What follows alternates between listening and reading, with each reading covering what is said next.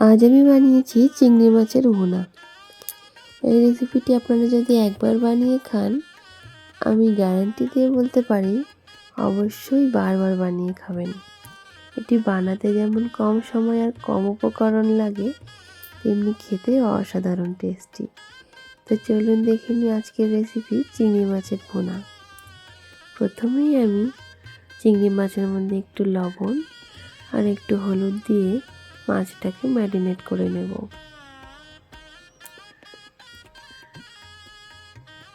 মাছটাকে ম্যারিনেট করে একটা সাইডে রেখে দিয়ে এবার কড়াইতে তেল গরম করে মাছটাকে ভেজে নেব।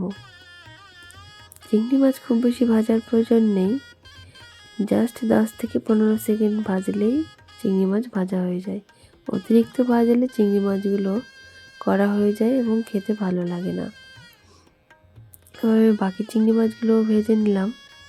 সমস্ত চিংড়ি মাছগুলো ভাজা হয়ে গেলে তেল থেকে তুলে নিয়ে এবারে সেই চিংড়ি মাছের ভাজা তেলের মধ্যে আরও একটু তেল দিয়ে দেব।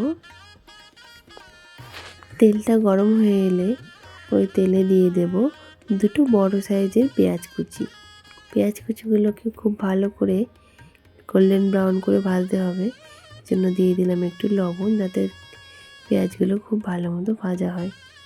পেঁয়াজ ভাজা হতে হতে একটা মশলা তৈরি করে নেব। এর জন্য নিলাম কিছুটা পরিমাণ দই, একটুখানি লবণ, কাশ্মীরি লঙ্কার গুঁড়ো, হলুদ, ধনে গুঁড়ো, চিনি আর ঘরে তৈরি ভাজা মশলা।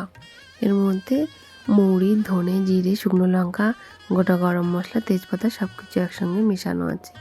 এবারে দিয়ে দিলাম আদা, রসুন আর শুকনো লঙ্কার একটা পেস্ট। মশলার বাটিটা দিয়ে একটুখানি জল দিয়ে দিলাম।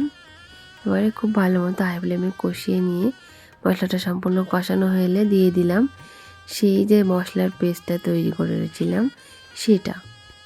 এবারে মশলাটাও খুব ভালো মতো কষিয়ে নিলাম। কষানো হয়ে গেলে এভাবে মশলা থেকে তেল ছেড়ে দিলে দিয়ে দিতে হবে 1.5 কাপ জল। খুব বেশি জলের প্রয়োজন নেই। জল ফুটে উঠলে সমস্ত চিংড়ি মাছগুলো দিয়ে ঢাকা চাপা দিয়ে 5 মিনিট রান্না করলেই রেডি হয়ে যাবে আমাদের আজকের রেসিপি চিংড়ি মাছের ভুনা। দেখুন আমার রান্নাটা অলমোস্ট কমপ্লিট। এবার আমি রান্নাটাকে ফিনিশ করব একটুখানি গরম মশলা গুঁড়ো আর 1 চামচ ঘি দিয়ে।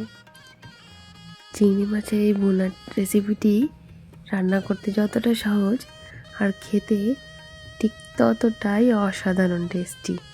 আপনারা অবশ্যই বাড়িতে একবার ট্রাই করবেন, আর ট্রাই করে আমাকে অবশ্যই কমেন্টে বলবেন কেমন লাগলো আমার আজকের রেসিপিটি আপনাদের।